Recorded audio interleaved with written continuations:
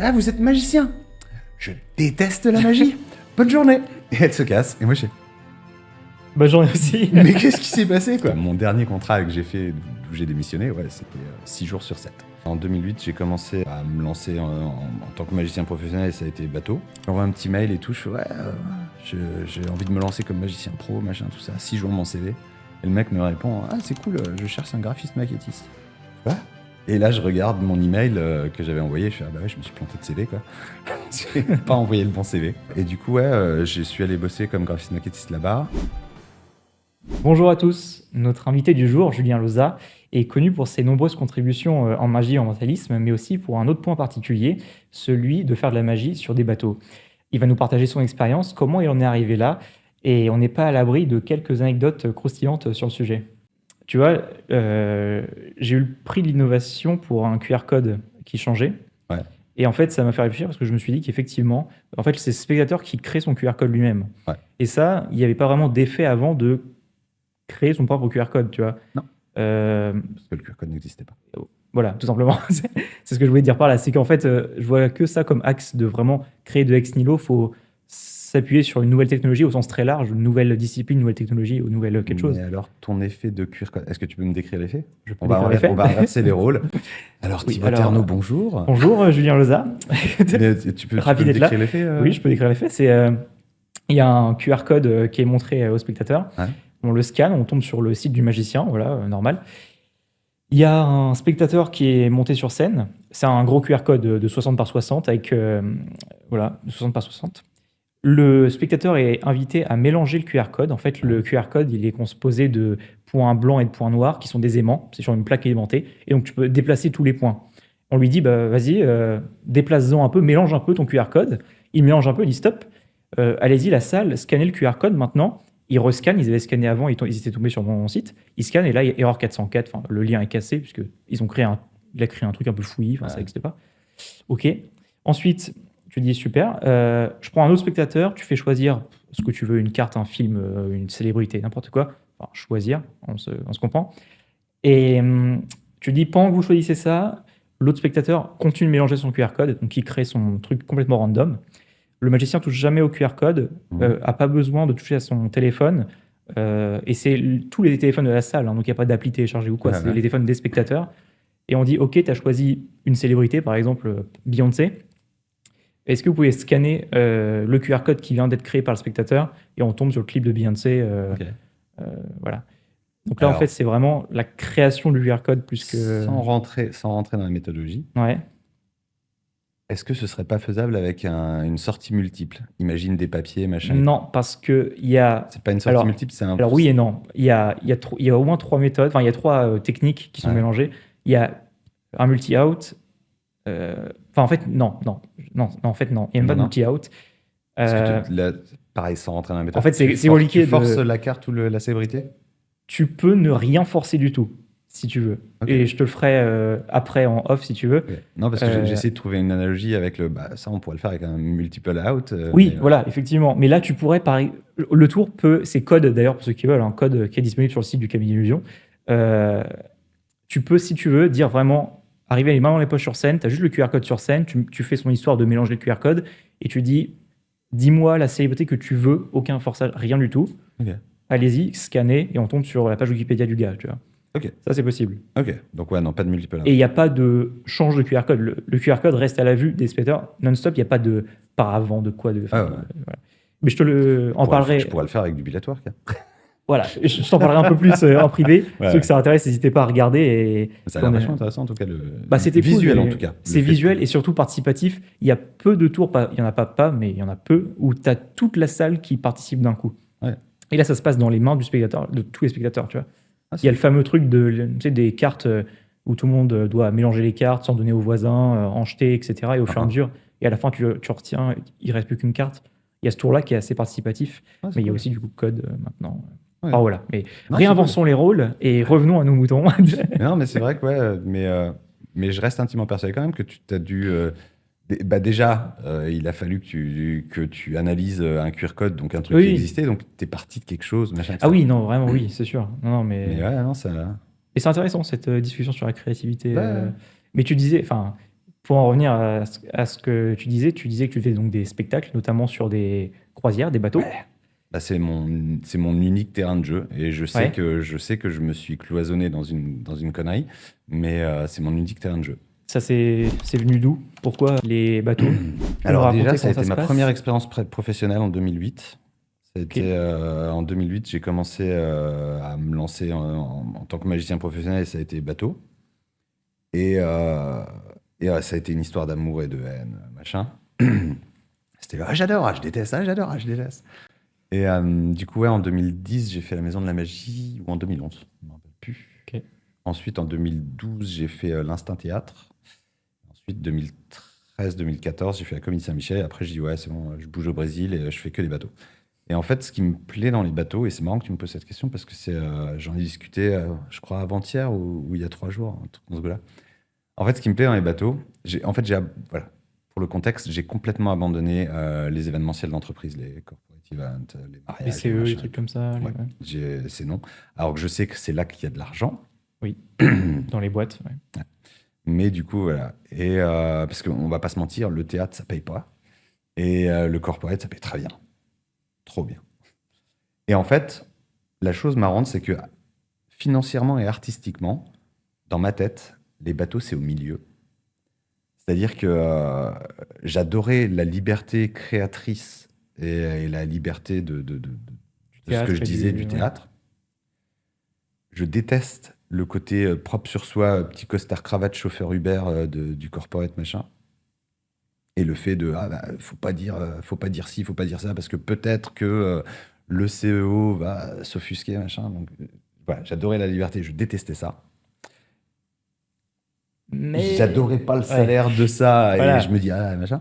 Et au milieu en fait, tu as le bateau où tu as une semi-liberté. Et il Alors y a un ça budget quand reste même. ouais, ça reste quand même du corporate parce que Faut pas faire des trucs, oui, il faut que ça c'est de soit tout l'animation quoi public. qu'il arrive. Et, ouais. Mais j'ai une semi-liberté sur déjà les tours que je fais et les textes que je fais, bah, j'y vais et je me pose pas de questions, dans les limites du raisonnable, parce que c'est un public familial et machin.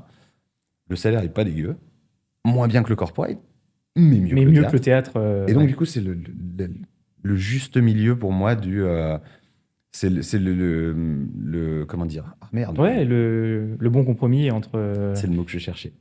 Euh, Voilà, c'est un excellent compromis dans ma tête en tout cas sur le pognon versus la liberté.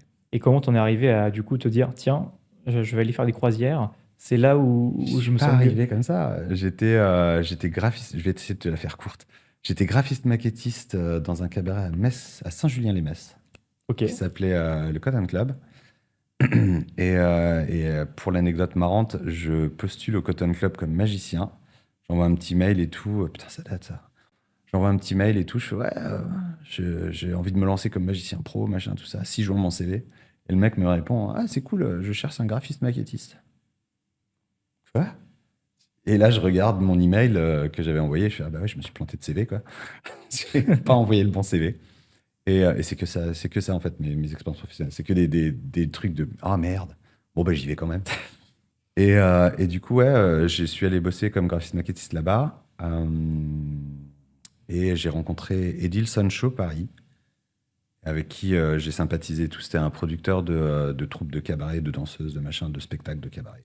Et du coup, ouais, il m'a vu faire un peu de magie pour la déconne et tout. Et un jour, bah, il me dit, ouais, tu veux pas te lancer comme magicien? Je fais, ouais. Il me dit, vas-y, j'ai un bateau de croisière pour toi. Ah ouais? Et- ah, on s'en fout, on le raconte. Et en 2007, il me dit, vas-y, monte à Paris et tout. Prépare un spectacle, machin, achète du matos, tout ça. Je te fais monter en 2007 sur un bateau. Je monte en 2007 à Paris avec ma petite valise et tout. Je squatte chez une danseuse que je fréquentais à l'époque. Et, et je suis jamais parti en fait. Tu? Je suis jamais parti. Je me Ouais. suis retrouvé à Paris. Je me suis retrouvé à Paris en 2007 en mode. Et alors, il vient ce bateau ou pas? Enfin, je sais que je serais pas monté sur le bateau à Paris. Il m'aurait fait prendre l'avion, machin, tout ça. Oui, Mais pas de port à Paris a plus de priori, mais. nouvelles. Silence radio. Je fais ah merde. Du coup, je reste à Paris. Je commence à rencontrer des potes. Et je commence à être graphiste maquettiste freelance encore une fois pour la déconne à Paris. Et un an plus tard, bah, Edilson me fait je suis désolé, hein. Bon, tu veux partir cette fois? Je fais, ah, mais alors tu me refais pas le même coup. Donc, du coup, il m'a fait partir et voilà. Et il m'a fait partir en mode, moi j'étais orienté close-up à mort à l'époque, et il me dit ouais, faudra faire 45 minutes sur scène. Je me dis, mais j'ai jamais fait de scène. Ouais, ça va aller. Ça n'allait pas du tout. Mon premier contrat de 5 mois, j'ai passé 3 mois avec l'épée de Damoclès en mode, je vais me faire virer là, putain. Ouais, Et c'est quoi le rythme de la croisière? Un show par jour? ça dépend. Non, alors, Combien? attends, parce que mon dernier contrat que j'ai fait, d'où j'ai démissionné, ouais, c'était 6 jours sur 7. Passons. Mais en moyenne, en fait, non, sur un bateau de croisière, en moyenne, un magicien, enfin, on va dire un guest entertainer. C'est un artiste invité, qui soit chanteur, danseuse, non pas danseuse, mais qui soit chanteur, chanteuse, jongleur, magicien, machin et tout, un guest entertainer, donc qui n'est pas membre d'équipage. Il vient juste une semaine ou deux. Il va bosser 2 soirs par semaine, 2 soirs par croisière. Donc si ta croisière, elle dure 7 jours, bah, bosses 2 soirs par 7 jours. Ok. Si ta croisière, elle dure 10 jours, machin. Voilà. Je crois que le mieux que j'ai fait, c'était une croisière d'un mois où j'ai bossé 2 soirs. Et t'es payé sur un bateau de croisière, t'es payé à la journée passée sur le bateau. Ah oui, J'ai été bien. payé un mois pour bosser 2 jours et je fais, ouais, c'est cool ça. 2 jours, 2 soirs en plus. 2 soirs, ouais. Ouais. Et comment tu fais? Parce que comment ça se passe sur un bateau? Parce que si tu fais Mais deux c'est mais c'est soirs, arrivé qu'une fois. ouais, Le oui, coup non, du mois, faut machin. que ce soit aussi rentable pour la Ouais, boîte ouais. qui t'engage. Mais si tu as plusieurs shows par semaine, les gens qui sont sur le bateau, bah, ils restent sur le bateau. Du coup, il faut que tu aies 2 shows différents, c'est ça? Yep. Sur un bateau, t'as deux 45 minutes différents. Et généralement, t'as deux services.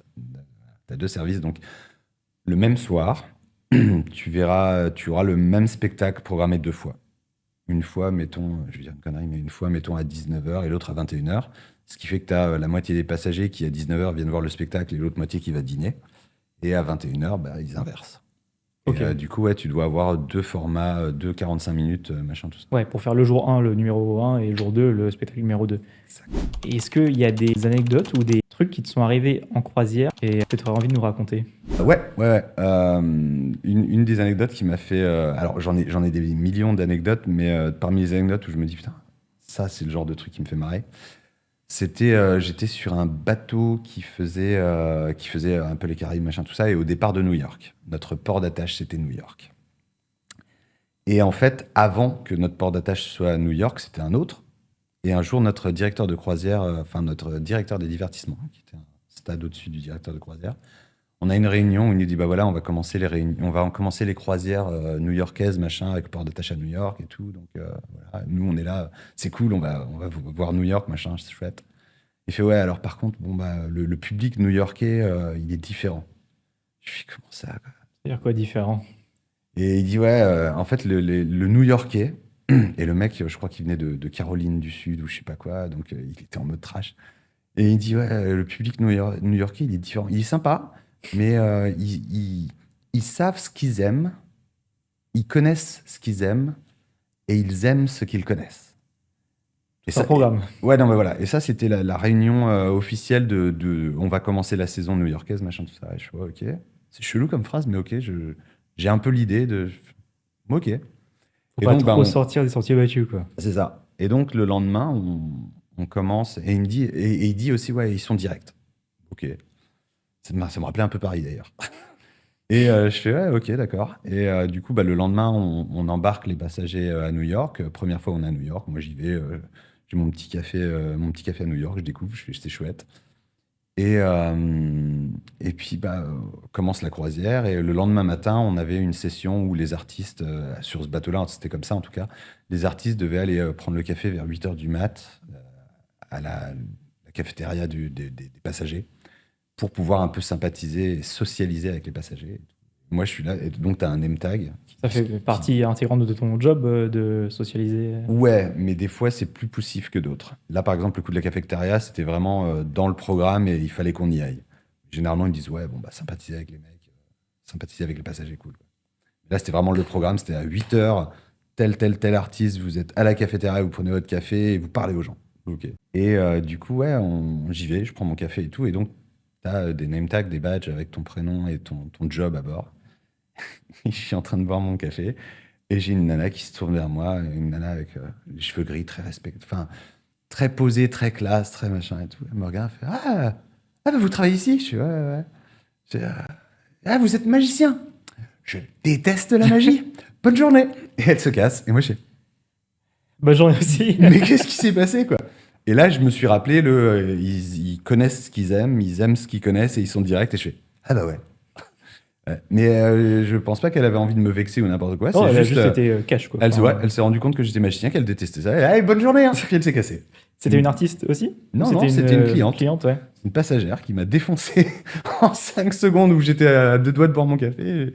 Et Ouais, j'ai fait, ouais, ok. ouais. Bah, en fait, ouais, comme ils subissent, entre guillemets, les activités qu'il y a sur le bateau, Ouais, ils, c'est voilà, un public captif.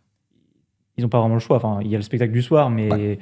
à moins que tu aies parfois plusieurs spectacles en même temps, non? Ça arrive? Sur les gros bateaux? Ouais, généralement sur les gros bateaux, t'as 2 salles de spectacle, mais c'est genre, t'as la salle principale et puis bah, t'as un espèce de comedy club ou n'importe quoi, et ce genre de truc, quoi.